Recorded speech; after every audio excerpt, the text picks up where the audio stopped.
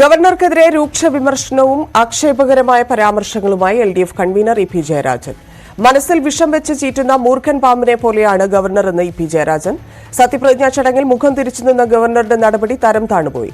Governor നിലവാരമില്ലാത്ത അവസ്ഥയിലേക്ക് പോയെന്ന് സങ്കുചിത ചിന്തയുടെ പ്രതിഫലനമാണ് ഗവർണറുടെ നടപടിയെന്നും ഇ പി ജയരാജൻ.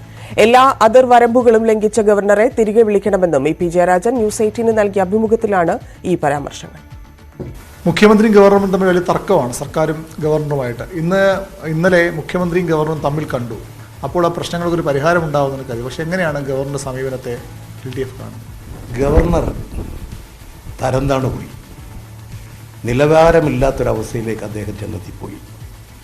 അദ്ദേഹത്തിൻ്റെ വിദ്യാഭ്യാസപരമോ മുൻകാല രാഷ്ട്രീയ പാരമ്പര്യങ്ങളോ ഒക്കെ നോക്കിയാൽ അദ്ദേഹം ഇന്നിവിടെ കാണിച്ചത് അങ്ങേറ്റം അപലനീയമായിട്ടുള്ള ഒരു സങ്കുചിത ചിന്തയുടെയും ഒരു വികാസം പ്രാപിച്ചിട്ടില്ലാത്ത മനുഷ്യൻ്റെ ഒരു പ്രതിരൂപമായിട്ടാണ് അദ്ദേഹം അവിടെ വന്നത്. അദ്ദേഹം സ്റ്റേജിൽ വരുമ്പോൾ തന്നെ മുഖമാകെ എന്തോ ഒരു മുഴുവൻ ആളുകളെയും വെറുക്കുന്ന മനോഭാവത്തോടു കൂടിയിട്ടാണ് സ്റ്റേജിൽ വരുന്നത്. ഒരു ഗവർണറല്ലേ, ആ ഗവർണർ ഇരിക്കുന്ന കസേലയെക്കുറിച്ച് അതിൻ്റെ സ്ഥാനത്തെക്കുറിച്ച് അദ്ദേഹത്തിന് അല്പമെങ്കിലും നിശ്ചയമുണ്ടോ? അദ്ദേഹം സാമാന്യ ഒരു മനുഷ്യൻ്റെ രൂപത്തിലാണോ അവിടെ പ്രത്യക്ഷപ്പെട്ടത്?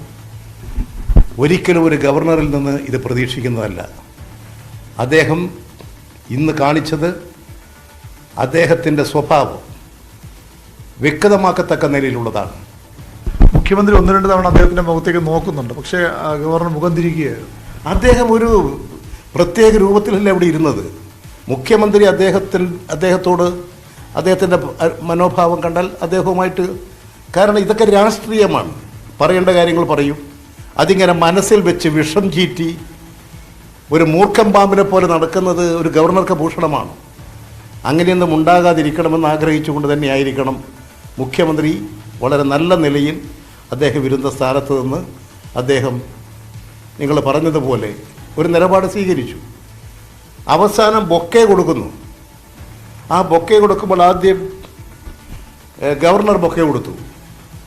രണ്ടാമത് മുഖ്യമന്ത്രി കൊടുക്കുമ്പോൾ അദ്ദേഹത്തിൻ്റെ ആ മുഖം, ഗവർണർ എന്ന് അദ്ദേഹത്തെ വിളിക്കാൻ ഏത് മനുഷ്യനും നാണക്കേടുവോ? ഇതൊരിക്കലും ഉണ്ടാകാൻ പാടില്ലാത്തതാണ്. എല്ലാ അതിർവരമ്പുകളും അദ്ദേഹം ലംഘിച്ചിരിക്കുകയാണ്. ഒരു അതിർവരമ്പുകളും ഇല്ലാത്ത നിലയിലേക്ക് അദ്ദേഹം കടന്നിരിക്കുകയാണ്.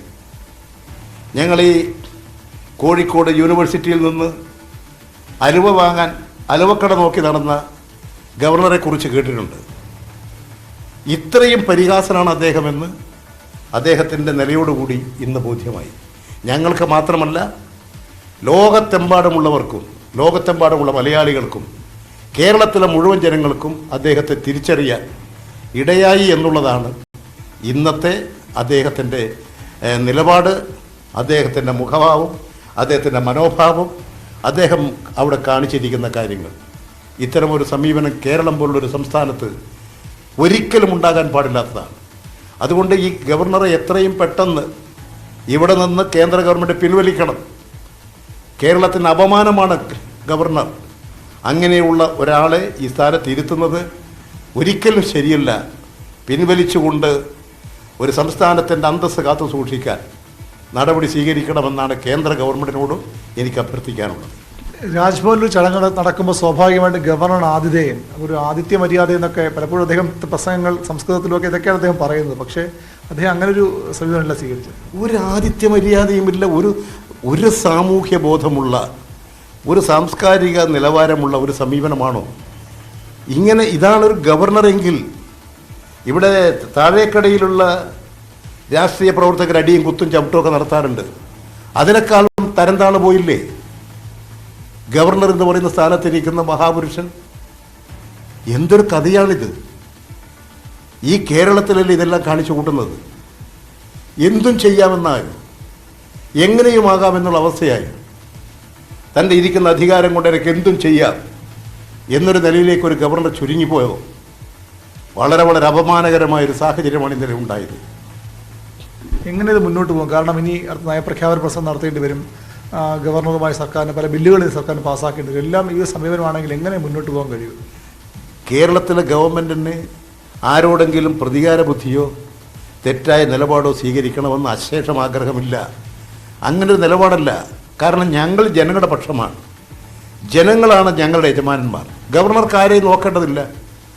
അദ്ദേഹത്തിൻ്റെ പേരിൽ ഒരു ജനങ്ങളുമില്ല.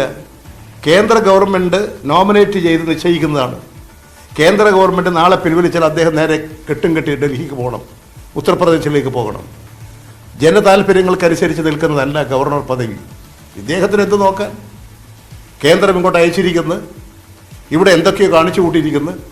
RSSുമായിട്ടാണ് ബന്ധം. അവർ പറയുന്നതിനനുസരിച്ച് എല്ലാ വിഡിത്തങ്ങളും വികൃതി വേഷവും കിട്ടുന്നു. മഹാ അപമാനം.